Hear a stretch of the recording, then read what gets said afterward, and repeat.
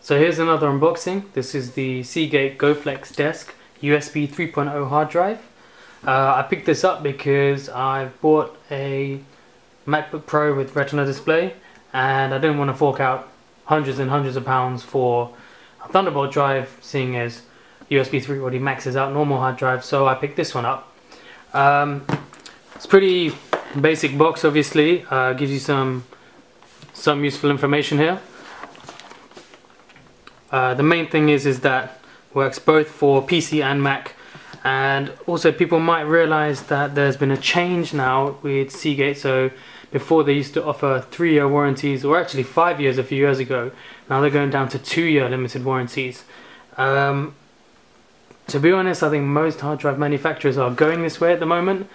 I'm not too sure why, but it seems to be that they've probably realized that they haven't quite got the reserves to keep up with replacing so many hard drives, so now they're just reducing the warranties. Bit of a shame, but I mean, at the same time, if you're not expecting to use your drive too heavily, you should probably outlast the 2 years anyway. So yeah, so moving on to the actual unboxing. This is the 2TB version, by the way. So fairly well packaged here. So we've got the main drive, which I'll look at in a sec.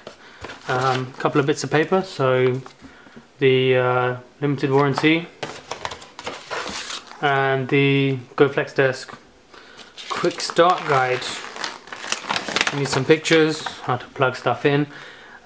Seems pretty standard. Right, and then in here we have our power adapter. Let's get all that out. So it's our basic adapter, and then obviously I live in the UK, so UK adapter here. We also have a 2-pin European one for guys that live in Europe. I'm guessing also that in the USA you have the standard 2 flat pins. And here we have our USB 3 cable, and the way you can tell it's USB 3 is if I get this a bit closer to the lens. Hopefully you guys can see that. So it's a bit blue, sort of. Hopefully you can see that on the camera. But also the other end, which is what we've been so used to, is now entirely different. We've got this kind of, it looks almost like 2 mini connections fused into one, and I'm presuming this is now what is going to help attain up to theoretical 5 gigabits per second. Now obviously bear in mind, when they say 5 gigabits per second, that's the maximum throughput if everything was optimal, which is almost always not likely the case. And the other thing is, when you come to the actual hard drive, the hard drive won't actually be able to output 5 gigabits per second, so you'll probably be maxing out anyway. The other thing to bear in mind is it's gigabits per second, so remember there's 8 bits to each byte, so you've got to divide that number by 8 to get your megabytes per second. So here's the actual hard drive.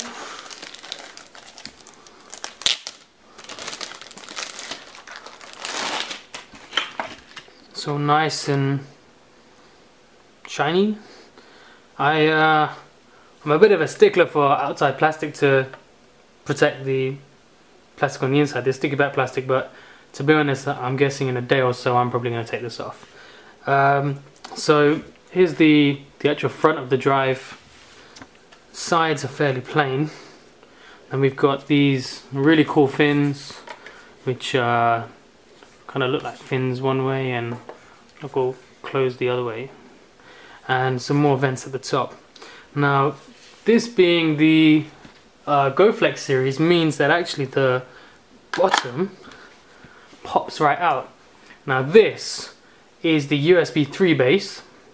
As you can see, I think that's just a standard SATA connection on the bottom there, that's going just straight to the drive.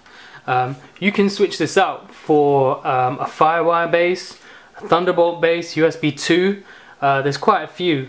I'm going to be sticking with the USB 3 obviously, but for those of you that might also need Firewire but you really want to buy the Retina Display MacBook Pro and you don't want to buy the dongle, it might also be easier just to grab one of these, because then if you've got a few of these lying around, you can just plonk them into the one that you want to use. The Thunderbolt base, I believe, is about £170 or so in the Apple Store. To be honest, with a normal hard disk drive, I probably wouldn't recommend the Thunderbolt, just because you're already going to be maxing out on USB 3.0. But if you go down the SSD route, and bear in mind, if your SSD has a SATA connection, you can plug it straight into here. It might be worth, if you've got the extra money lying around, to pick up the Thunderbolt version as well, because then you'll be utilizing the full speed of the SSD.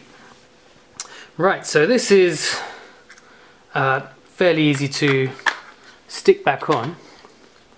So that's the Seagate GoFlex Desk 2TB hard drive. I'll be posting a review of speeds and similar on my blog. Obviously my MacBook Pro hasn't arrived yet. I'm still waiting, as I guess a lot of you are. So when it does arrive, I'll be also doing a full unboxing of that. But check out my blog, a few more details on there, and as usual, rate, comment, like, everything is, you know, as much interaction as you can, because then I get to know whether you guys like this or not. So yeah, that's great, and I'll catch you guys next time.